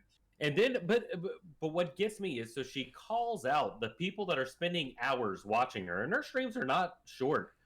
Here's an 8-hour stream, 11-hour, 7-hour, 12-hour, 8-hour. So she's calling out people for not having a life, right? Right. When she's sitting on the other end of that camera for 8, 11, 7, 12 hours. Right. No life. Pissed off because she feels entitled to money. Guess what? If you don't like providing content on the platform that you're on, get the hell off. Yeah. I think that's kind of the crux of the matter, really, is you have to provide some sort of entertainment. Like like Twitch and YouTube are they're very lucrative. You can make a lot of money on that. But you have to be creative. You have to be able to provide something. If you're not providing anything, like, you're not going to get any views. You're not going to get any notoriety. If people don't like what you're, and then at the end of the day, it's got to be, if people like what they see, then they'll donate, then they'll subscribe, then they'll help you in whatever way that you're providing that service, right? That's like Ninja. Like, people, I wonder how the heck Ninja got as big as he did playing Fortnite. Well, it's because people liked it. Right, and people, they liked the content. They liked the content. They watched it, and then they subscribed, and then they donated and all this other kind of stuff. And and this kind of gets into a bigger thing with streamers, right? And you sent me this tweet from JTGH. He's kind of, and fortunately, I'm not gonna bag on him too much because he made a comment later, kind of not backpedaling, but kind of fixing what he said beforehand. Yep. But let's start with what he said before. He said the tweet says, "I've decided that I've had it, and I'm banning RIP, F, and oof." And other similar things from my chat. I can't help but see it as a form of mockery rather than sympathy, and it affects my mood negatively, which affects the stream. Find something else to say. And you and I kind of talked about this, and it reminded me of another tweet that I forget who the streamer was. He was some big streamer, but he was basically saying that like Twitch should give streamers money, or should like carry over subscriptions so that streamers can take a break, or like if they want to go to events, that Twitch should pay them to go to events and stuff like that to see their viewers. And ultimately, and this is a really hard way of saying this, and I think that we're going to get a little pushback in it, but I'm fine with that. But it's narcissism. It's totally narcissistic to say, you know, oh, I should have this because I'm this well known, or because I'm Twitch, or because I'm streaming or whatever, I should have this. And at the end of the day, here's the thing. I sold life insurance for like a year. Right. I was horrible at it, and I was trying to sell this thing. And if people didn't buy it, then they didn't buy it, and I didn't make any money. It's the same way with Twitch. Like with Twitch, you don't work for Twitch. You are allowed to use their platform. Right. You're literally using what they provide. Yep. Right. You don't own Twitch. Nope. You know, you don't work for Twitch. You're not maintaining their servers. You're simply using their service, right, to be able to run your own business. Yep. And it's no different. That's the equivalent of saying, okay, look, so I'm going to go rent this space. I'm going to open up this shop, right? And so I pay rent and maybe a little bit extra to the person who actually owns the building. But then my business is just really terrible. But I think the owner of my building, you know what? I deserve some time off. I own this shop. Yep. You know, they should pay me for that. They No. should compensate, and it doesn't make sense. Yeah. You know, if you cannot support yourself on Twitch, that shouldn't be your career. Mm-hmm. You know what I mean? Don't make that career choice. I don't want to. I don't want to bag like. I don't want to say all streamers are bad, because not all streamers are bad. They're not. And you know what? If you can make it on Twitch, if you can make it on YouTube or any other, like D-Live or any of those, then fantastic, awesome. I'm proud. I'm very happy for you, because that's hard. That's really freaking hard. Coming from sales, understanding how sales works, and understanding how you have to basically get people to buy into what you're doing, that's really freaking hard. So like, as much as we think Ninja's cringe, as much as we think that, you know, Dr. Disrespect, like he's kind of bizarre, God. like I cannot. They've gotten people to buy into whatever they're doing, and there's a lot of respect that you need to give to that. There is, and go ahead. I think, kind of commenting on the whole Teej situation, I've met Teej. He's a great guy. I don't think that it was completely thought through. I mean, and it's fine if you want to ban those words in your chat, then that's great. That's it's your channel to do with what you will. Mm-hmm. Now, if I'm someone new, right, and I go in and I'm like, oh man, this speedrun looks kind of cool. All right, I'm gonna check it out, and then the individual runner falls, and I'm like, oh, oof, man, that sucks. That's a bummer. And then I immediately get timed out for that. Do you think that I'm going to come back for your content? Yeah, no. No, I'm going to walk away. And like you said, fortunately, I think he kind of reflected on it, and he's not banning that at all. But he's I forget what exactly he's doing, but it's auto purge. Yeah, it's purging those kind of comments and that sort of thing, which I totally get, especially as a speedrunner. Okay, yeah, especially as a speedrunner, if you're constantly just like, if you're just having a bad day and all you're getting is negative comments, and you know what, I understand the perspective of hearing someone say something and not receiving it the way that it's meant to be received. You know what I Right. mean? Like me saying F in chat, I'm not saying that to get your goat. You know, I'm saying No. that because that's a bummer that you lost that run. That sucks. F's in the chat because that's the meme. Exactly. But as a person who runs day after day, and you're constantly failing, you're constantly trying, at some point something's got to give. mentality. It's the Yeah. mentality, and you're gonna receive that the wrong way. And I totally understand that, and it's fine. But And yeah, I agree. Like I said, I agree with it as far as, if you don't want it in your channel, that's great. But here's my issue, and I think that's what it boils down to, between the clip, the tweet, and all of this other stuff. And this is kind of my message as a streamer, as a dad, as, a retired military member, as every experience that I've had in my life. All right. You are not owed anything. Yep. You are not entitled to anything. You're the one who chose to start broadcasting on Twitch, right?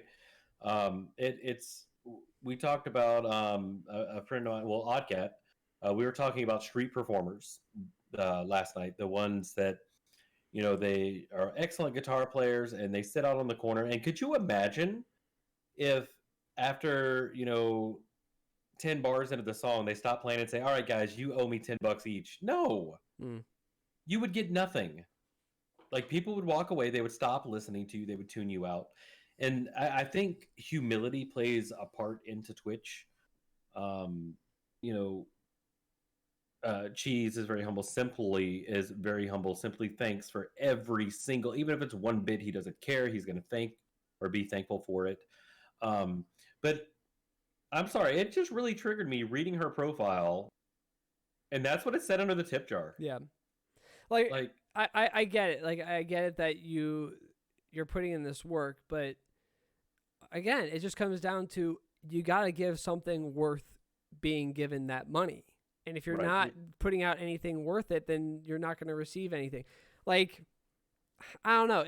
I got kind of, when I first started streaming, I got kind of jaded because I'm like, oh, how are these people doing the same thing that I'm doing, but they have this number of viewers, or they get this amount of money because and all they're doing is playing a video game, or all Right. they're doing is talking or whatever. Frickin', what's the name of, what's that girl? Some girl, all she did was sleep. She slept on stream, and she had like 5,000 people watching her. I'm like, what the heck is this? Mukbang streams, Oh. which are the ones that are like people eating. Oh yeah, like what the heck? You know what? And you know what? I don't understand people. I've never claimed to understand humanity as a whole. Most people make me angry to begin with. So that's why I kind of like stay to myself as much as I can. All right. But at the end of the day, they're providing something that people want to see. And that's Exactly. one of the things that I finally understood when I was streaming. I was like, you know what? I just have to stream to enjoy streaming, because I'm not going to be able to, I don't have the time, I don't have the energy, and I don't have the wherewithal to put in the amount of time and effort that these guys have to gain an audience to where I can make this a living. Like, Right.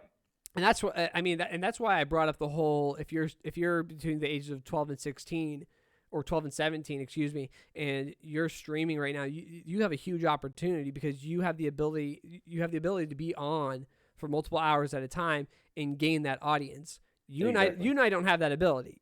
Right. Unfortunately. Exactly. So we have to find something else to make our income. But on the side, if I make $10 on a stream, I'm happy, because it's Right. like, cool. I did something that someone felt was worth a little bit of money. Now, I agree. one other thing I want to point out about Twitch basically giving you a platform. You don't have to pay them a single dime. Like you said, with the rent, right? With the store owner. I was thinking about opening up a retro store for a little while.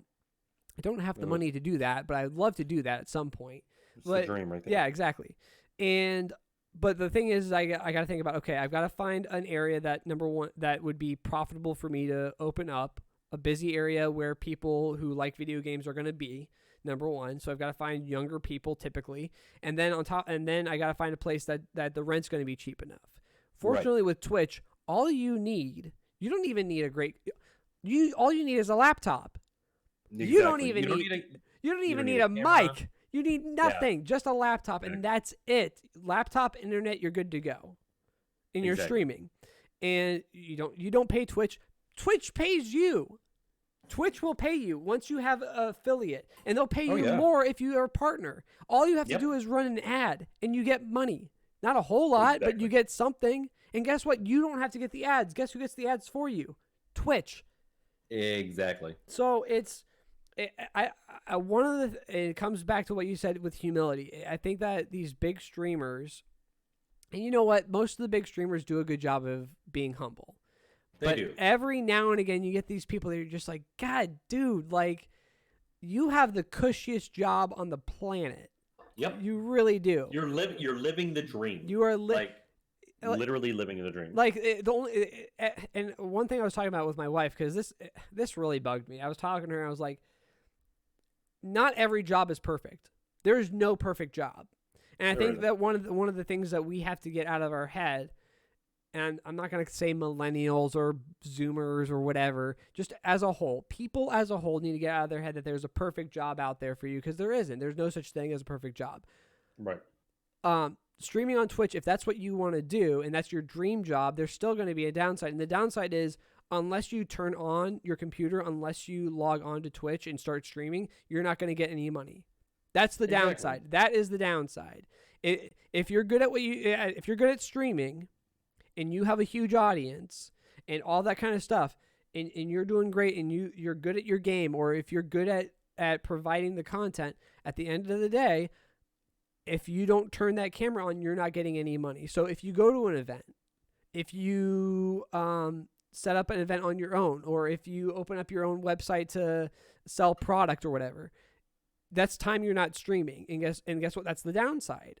Right. And unless you have like a partnership like Ninja has, right? He's got a contract where he's guaranteed a certain amount of money. Or Shroud when he went over to Mixer, he was guaranteed money, and that's a little bit different now. That's hugely different. You're entering into more. I mean, you have an obligation at that point that you have to do certain things, and that's great. But you make the choice to stream. Yep. Nobody's forcing you to. This individual has multiple degrees and all of this stuff, and is apparently, very politically motivated. Great, happy for you. But I don't know why it instantly bothered me. Yeah. Why aren't you giving me one? I would never say that. Yeah. Like, who does that? I think the big reason why it bothers me is because for me it was, I log on to Twitch and I play my game on Twitch because I want to talk to other people who like this game too. And that's all I want to do. And that's why, again, that's why I did Pokemon Stadium, was because I can just sit here and play and I can talk to people. That's all I ever wanted to do. Because I'm good at talking, and so I'm going to use that to my advantage. And if I get an audience with that, great, awesome. And I've got a small little group of people who every now and again will jump on, and we'll chit chat and we'll talk about just whatever. And I'll be on there for a couple hours just shooting the crap, whatever, right? Yeah. But sometimes I go on there and guess what? It's just me and like a couple of viewer bots, and I'm just doing my thing. And that's fine, and there's nothing wrong with that. And it's the same way with the YouTube channel. It's the same way with this podcast. If we don't gain an audience, at the end of the day, that's on us, and that's on us not providing the content. I agree. So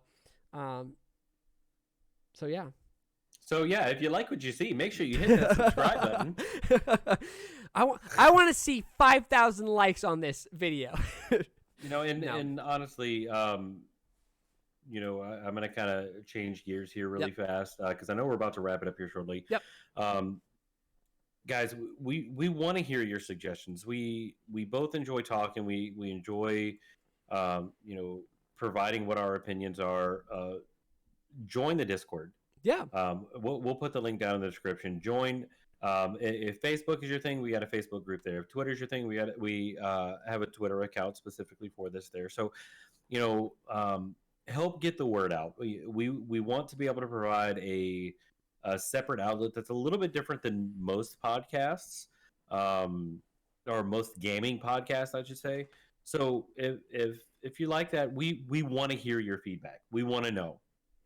You know, nothing is too direct, too forward, because that's the only way that the Gaming Dads podcast is going to grow and be better, essentially. Yeah, and if you, and like I said, if you feel that what you've listened to is worth listening to, you know, let other people know about us. You know, Yes. send it out, that sort of thing. We like I'm having fun doing this. So like we got about 150 views on our last episode. Like that Yep. that made me listen. Breaking 100 by itself, that was.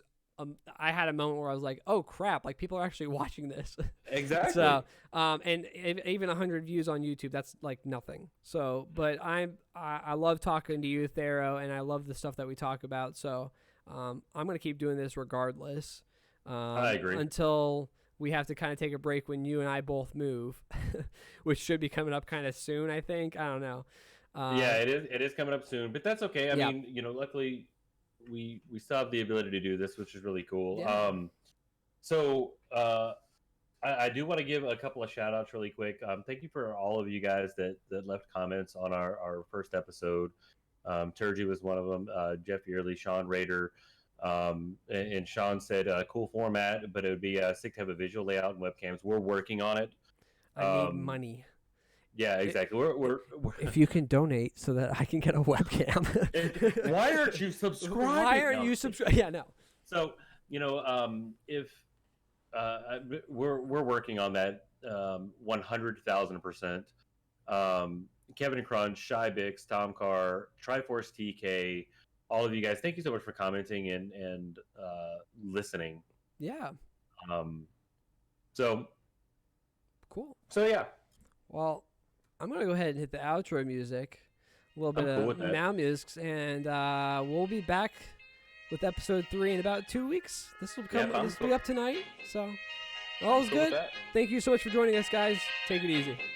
Later.